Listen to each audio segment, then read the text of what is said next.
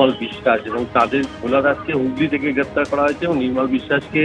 সল্টলেক থেকে গ্রেপ্তার করা হয়েছে এবং আরও 3 জনের নাম তারা পেয়েছে, তাদের খোঁজ চালাচ্ছে পুলিশ এবং এদের একটি চক্র রয়েছে এবং যেটা জানা যাচ্ছে যে প্রত্যেক চাকরি প্রার্থীর কাছ থেকে 12,000 টাকা করে অ্যাডমিশন ফিস নিয়ে এই কোচিং সেন্টার শুরু করা হয়েছিল, অর্থাৎ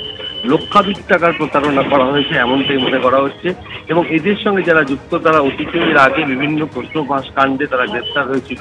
মনে করা হচ্ছে এই প্রশ্ন ফাঁস কাণ্ডের চক্রের সঙ্গে এরা যুক্ত এবং আগামীকাল পুলিশ রিক্রুটমেন্ট বোর্ডের এসআইয়ের একটি পরীক্ষা রয়েছে রাজ্যে,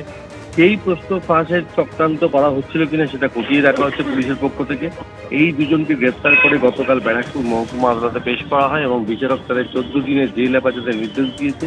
তবে এই বাকিদের খোঁজ চালাচ্ছে মোহনপুর থানার পুলিশ এবং পুলিশ মনে করছে যে বেকার যুবক যুবতীদের কাছ থেকে মোটা অঙ্কের টাকা নিয়ে প্রশ্নপত্র মডেল প্রশ্নপত্র দেওয়ার নাম করে এদেরকে প্রতারণা করা হতো এবং শুধু তাই নয় এবং অতীতেও এর আগে তারা প্রশ্নপত্র চক্রের সঙ্গে যুক্ত ছিল। যেহেতু রবিবার একটি গুরুত্বপূর্ণ পরীক্ষা রয়েছে এবং যে সমস্ত নথি বা প্রশ্নপত্রের মডেল প্রশ্নপত্র উদ্ধার করা হয়েছে সেগুলো পুলিশের পক্ষ থেকে তদন্ত করে দেখা হচ্ছে এবং প্রাথমিকভাবে পুলিশ মনে করছে যে রবিবার যেহেতু পরীক্ষা রয়েছে সেই প্রশ্ন ফাঁসেরও চক্রান্ত ছিল এই চক্রের।